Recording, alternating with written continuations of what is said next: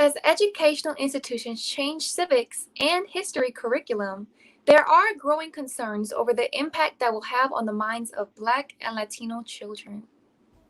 Critical race theory is a phrase circulating in academia and now among several conservative lawmakers nationwide who are saying publicly they're against it. But before we look at why they're pushing back on CRT, it's important we first all understand what it is. It started with civil rights leaders as a way to examine certain laws created to oppress people of color and has evolved into an exploration of how racism impacts all professions. That's according to two psychologists writing a book on critical race theory. Governor Ron DeSantis wants to ban it from being taught in Florida schools. In March, he called it an unsubstantiated theory. Instead, he wants to invest $106 million in civics curriculum. But the Lee County NAACP president, James Milwaukee, says the country hasn't made enough progress to do away with critical race theory, also known as CRT. We are not at a point yet in America where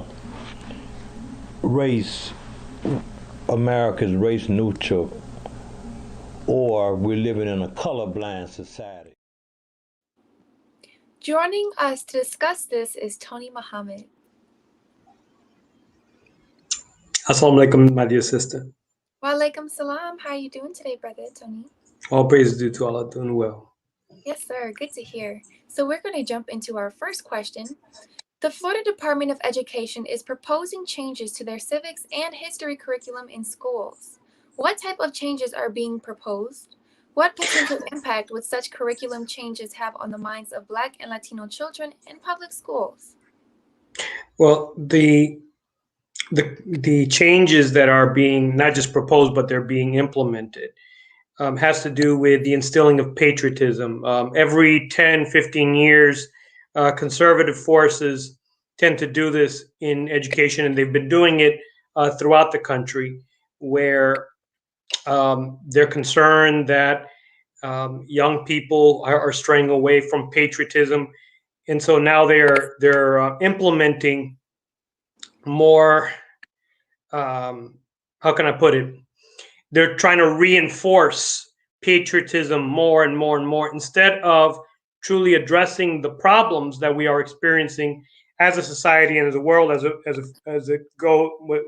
far as it goes in relation to us experiencing white supremacy, racism, and experiencing it on all levels in our society. Instead of teaching children how to confront and deal with these situations, they're trying to do away with even the idea that it even exists by implementing this curriculum on this super patriotism, which that's not going to amount to anything. The effect that's going to have on Black and Latino children that experience racism from the time that they begin public school, from the time that they're interacting with other students and with teachers, and they see that something is not right, when they hear their parents talking about them being pulled over by police, or them actually seeing it themselves, seeing them, their parents being brutalized by police or harassed by police, and hearing those kind of discussions,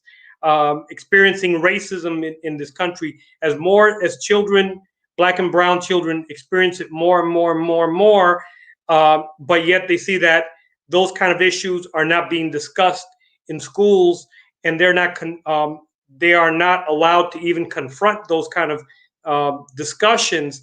All it's going to do is alienate these children more and more. And I've experienced it in the classroom myself. Yes, sir. Thank you for your answer. And what has brought about a national movement to change the educational curriculum, including removing the critical race theory from being taught in schools? Well, the first thing about critical race theory is, like, we got to get rid of the theory part behind it, because it's not theory. There is a fact that we are experiencing racism and white supremacy, and we are experiencing Black and brown inferiority. That's number one. White people and conservative forces in this country for a very long time, really since the 90s, they've been forming their own coalitions to reform public education and the type of message that they want to instill on the minds of children. Not just to Black and brown children suffer, but also white children suffer, because here we have the reinforcement of white supremacy in the school system. If there's going to be any kind of resolve in this country when it comes down to racism, white supremacy, white people themselves have to confront their own racism and white supremacy. So the solution to all of that, we ourselves have to form our own coalitions and combat the forces that are against us, that have our young children, young Black and brown children, look down upon themselves, and not be able to see themselves in the curriculum. See, the Honorable Minister Louis Farrakhan has taught us that the most powerful thing to anyone when a picture is taken is for that person to be able to see themselves in a picture, because then you start seeing the person really get happy, and they see themselves in that picture, like, oh, there I am.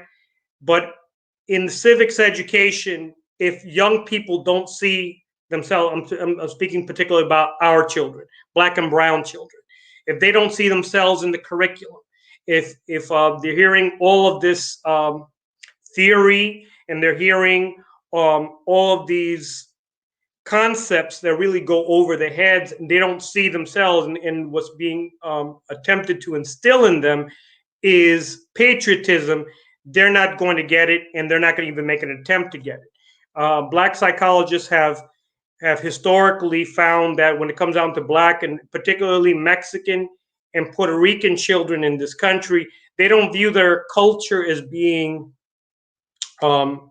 necessarily opposite of that of white people, but more so against the dominant culture. And so very quickly, they're going to shut down. They're not going to be tuning in, and they're not going to receive anything of substance from a civics education. They're not going to be, when the student is tuned out of anything that is being taught in the classroom, they'd have nothing to benefit. It'll require for us as Black and Latino educators, if you will, that are really conscientious and want to do something about it, to step in and show young people, young Black and brown children, how the curriculum is, how it relates to them, really. Same thing goes for history. Same thing goes for anything that is being taught. Mathematics, because we're the authors of mathematics. When you're dealing with history, there have already been, for the past 20, 30 years, efforts in places like Arizona, in Texas. They've already attempted to whitewash the curriculum, if you will, to a degree where they would brand the slave trade as being a triangular trade, and that Black people were brought here to help white people build this country. And they don't want any kind of discussion about slavery or any ills that took place, any kind of savagery that took place during slavery, and what kind of effect it had on Black people and the indigenous people. Because to do so now, it would be considered to be inciting rebellion on the part of young people. No, when the truth is being hidden from our children, anger settles in inside, and then they just not only rebel from the system, but also from their parents, and they start rebelling against all of the things that are around them, that some of them the intention may be good, but really they're perceiving as everybody being against them. And that's the condition of many of our young people today. I'm sorry for going off on a tangent, dear sister. Oh no, time. Yes, sir. We appreciate having you here as well. So thank you for that. Thank you, man. But no, I can attest to that. I witnessed it with my own two eyes. And that kind of brings us to our next question. Are the proposed curriculum changes likely to reinforce Black inferiority and promote white superiority? If so, how? Absolutely. Just dealing with my own students, and I mentioned it just a few minutes ago. The reality of the condition of our young people is that they don't see themselves in the curriculum, because it was never designed for them. It was never designed for their benefit. So as a result, they suffer. They're not gaining anything from any kind of knowledge about the law because it's not being taught to them how it corresponds to them, how it relates to them. When I've stepped in and I've taught civics education, I've always taught it from an angle where I show them the law and how it corresponds to their everyday reality. If we're not, as educators, if we're not taking the time to show children how it corresponds to their everyday reality, and part of it is dealing with racism and white supremacy and confronting our own Black and brown inferiority. If we ourselves are, if we're not reflecting on our own condition, if young people are not made to reflect on their own condition and how to improve their own condition, then in truth, it just goes over their heads. And when you're talking about any kind of topic of justice, really it becomes like a short circuit in the brain because our young people are not perceiving anything in regards to them experiencing any kind of justice or Black and brown people experiencing any justice, especially when after just a year-long pandemic right now that we've experienced, a year plus really, when we saw the country experience a wave of protests as a result of not just the killing of George Floyd, but multiple Black people and Latinos are also suffering, and other brown people are also suffering. Young people see this. And so if you're talking to them about the way that a justice system works or the way that laws are passed and how all of this is meant to benefit them, no, they themselves they're going to shut down because they don't see how it's really all working. We need a new education for ourselves, by ourselves, that will work for us. And we do need conscientious educators to speak the truth, to be courageous enough to speak the truth, and to present these realities to young people and how they themselves can participate in their own justice in their own communities. Yes, sir, I agree. We definitely need our own new education system. We need to set that up as soon as possible. Yes, sir. Now, are the proposed curriculum changes part of a larger national effort to censor critical thinking and eliminate historical controversy? And is the national effort put forth really to promote real history or a patriotic myth? It's a patriotic myth. Every country has its myths that's taught in its educational systems, and America is filled with them. I'm going to give one example.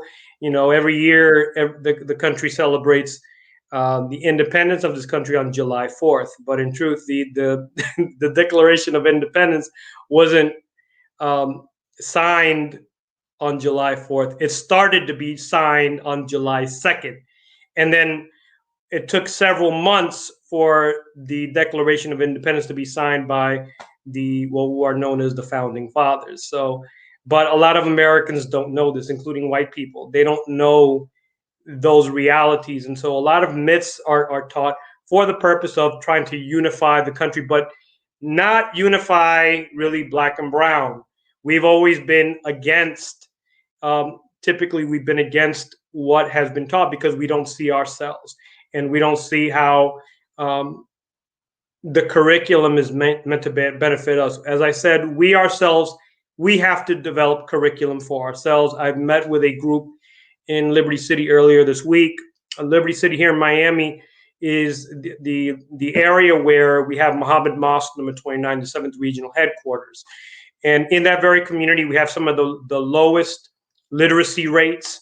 We have some of the worst educational conditions as far as our children go.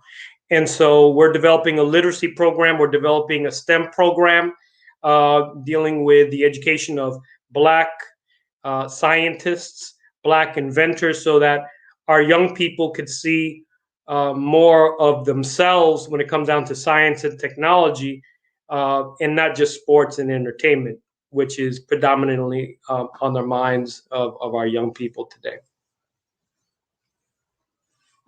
Yes, sir. And now we are going to take a short break and we will be right back. Be a part of the force that powers truth in journalism. go to nnvnews.com/donate.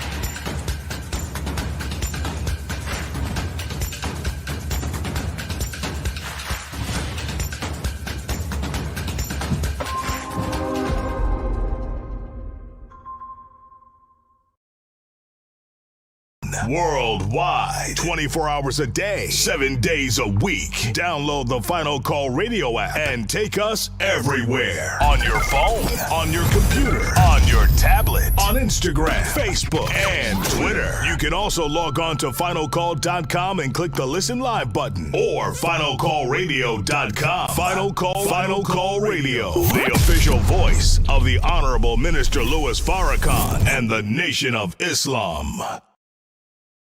Please share your thoughts with us in the comment section below. Follow us on social media at NNV News, and please subscribe to our YouTube channel at National Network View. I am Anissa Muhammad with nnvnews.com.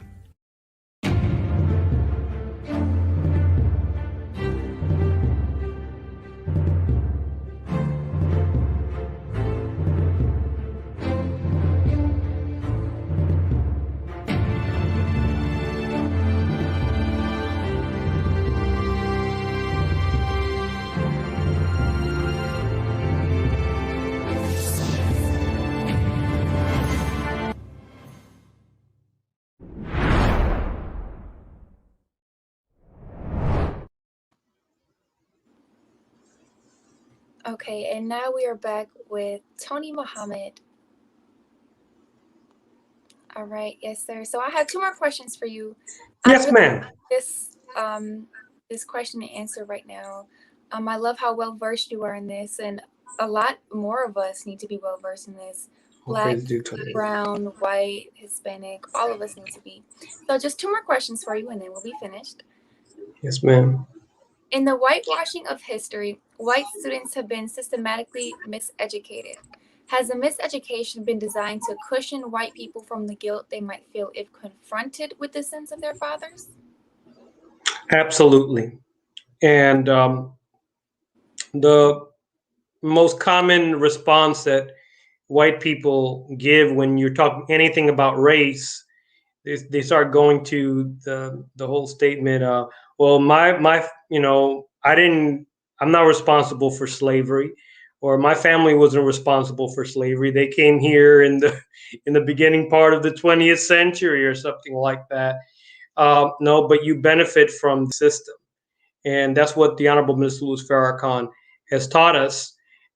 There's a certain benefit that white people experience. And then so if you're reforming the curriculum in a way where the whole idea and the concept of race, or just so much so that Black people don't really see any true, real issues being discussed, their reality in their own neighborhoods and in their communities, they don't see anything of value really being discussed.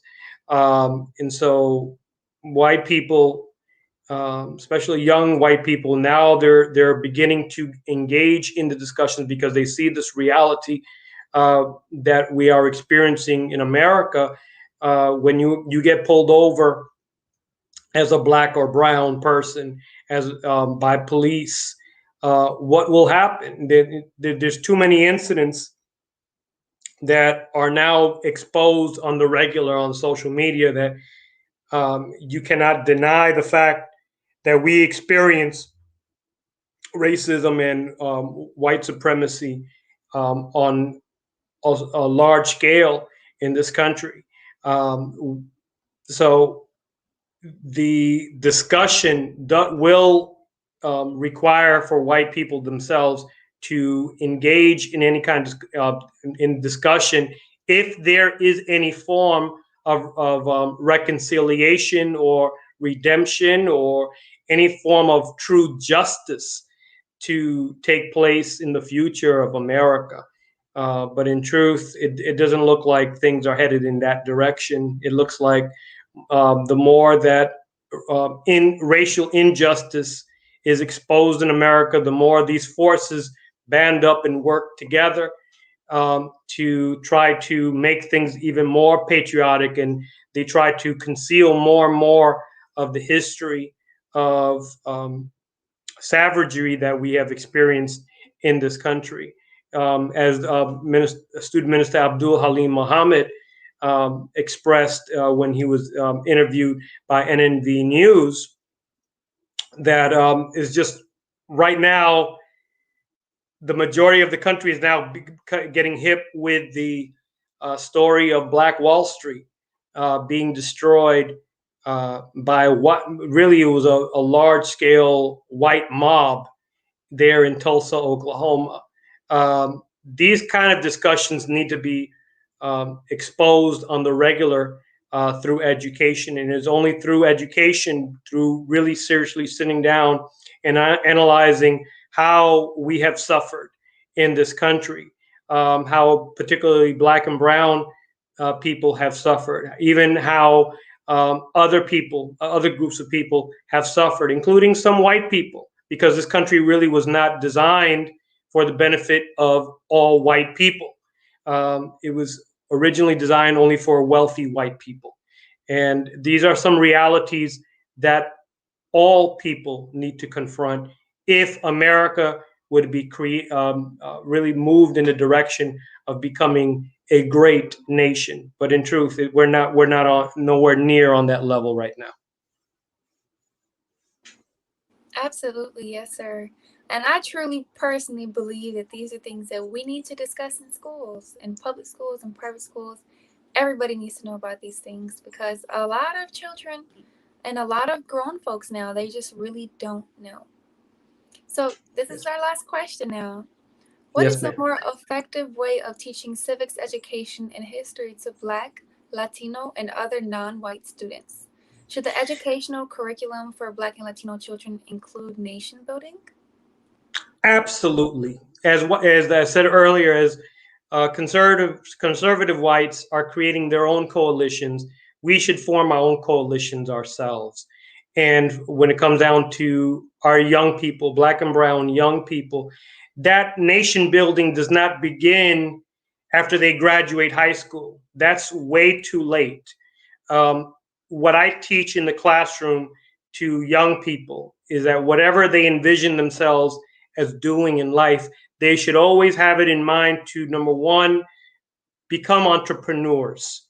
Even if they want to get involved in the medical profession or become teachers or whatever profession they want to get into, start networking with people in these fields now as middle school students.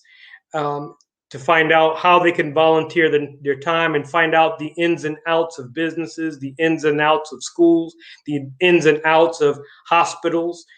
And so they'll know how these operate and how they work. Start studying now that we have time as young people. I try to give them examples throughout history, how some of the greatest generals in history, they didn't start as adults when they were like 20, 21. Many of them started when they were 13, 14, even younger than that in some cases. See, the future of any nation lies within the youth. And so as educators, that nation building begins in the classroom with young people, have them learn how to collaborate with one another when it comes down to the development of projects. That the student needs to see themselves as being part of something larger and not just simply have them come home and play video games, although we do need our recreational time, of course, but expose our young people. We are, as adults, as parents, we need to take the time to expose our young people about the broader reality, the broader idea of seeking to unite our people. Like I said earlier, like right now, there's like there are little coalitions being formed here in the Black community in Miami, where we're devoting ourselves to the re-education of our young people. And so nation building begins there. And we have to, as adults, we need to develop educational and employment systems where when young people graduate from high school, they already have a job waiting for them, and as employers, we're already investing in their education, sending them to college, and having them engage in alternative type of educational programs where they develop the skills to help build a whole new infrastructure to our communities. Yes, sir. Thank you so much for sharing these gems with us. And on behalf of Thank you for having me. Yes, thank you for joining us today. Thank you for deciding to be a part of the show. We really appreciate it. Appreciate you, my sister. Yes, May Allah sir. bless you. May Allah bless you as well. And thank you all for joining us today and tuning into National Network View News. Please share your thoughts with us in the comment section below. Follow us on social media at NNV News. And please subscribe to our YouTube channel, NNV News. This is Naya Tai with National Network View News. Be a part of the force that powers truth in journalism. Go to nnvnews.com/donate.